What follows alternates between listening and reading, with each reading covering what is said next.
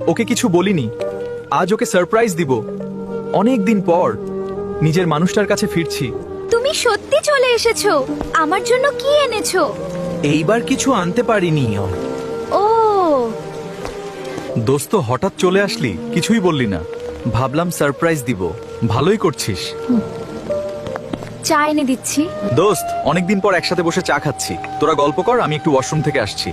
তোমার জন্য কি আনছে? কিছুই না। তুমি এর চেয়ে ভালো কাউকে ডিজার্ভ করো। তুমি চাইলে আমার হতে পারো। অনেক ভালোবাসা পাবে, অনেক টাকা পাবে। ভেবে দেখো। আজ আমি যাই।